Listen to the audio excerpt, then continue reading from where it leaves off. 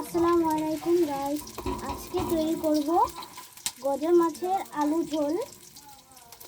এটার জন্য প্রথমে মশলা ভেজে নিতে হবে। মশলা ভাজার জন্য প্রথমে দিয়ে দিয়েছি সরিষার তেল, এরপর দিয়ে দিয়েছি রসুন কুচি। এরপর এটাকে একটু নেড়ে চেড়ে মিশিয়ে নিতে হবে, ভালো মতো নেড়ে চেড়ে মিশিয়ে নিতে হবে এটাকে। এরপর দিয়ে দেব কয়েকটা চাল,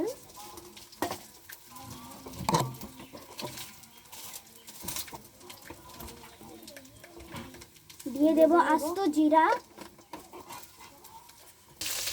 দিয়ে দিলাম পেঁয়াজ বাটা আর আস্ত কয়েকটা কাঁচামরিচ, সাথে পরিমাণ মতো আদা রসুন বাটা।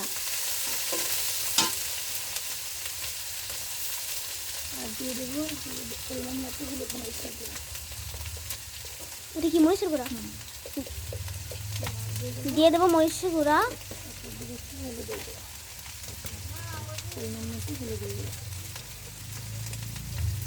পরিমাণ মতো হলুদের গুঁড়া দিয়ে ভালো মতো নেড়ে চেড়ে মিশিয়ে নিতে হবে।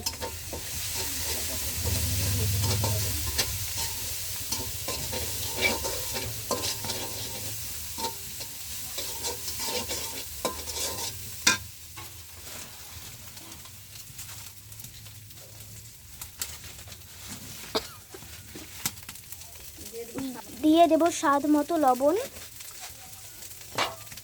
এরপর দেব পানি, পরিমাণ মতো পানি দিয়ে দেব।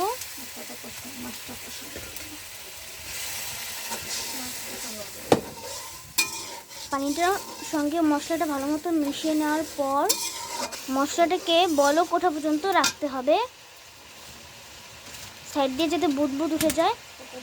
এরপর দিয়ে দেব মাছ, শোল মাছগুলি দিয়ে দেবো একটা একটা করে।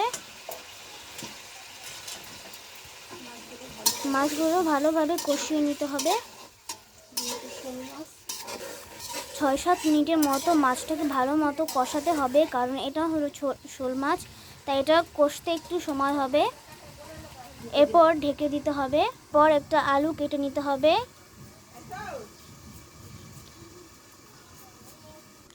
যেহেতু আলু ঝোল করব তাই একটু ছোট ছোট পাতলা পাতলা করে কেটে নিতে হবে আলুগুলিকে ধুয়ে নিতে হবে। তারপর 7 মিনিট পর ঢাকনা খুলে একটু নাড়াচাড়া করে দিতে হবে, যাতে নিচ দিয়ে লেগে না যায়।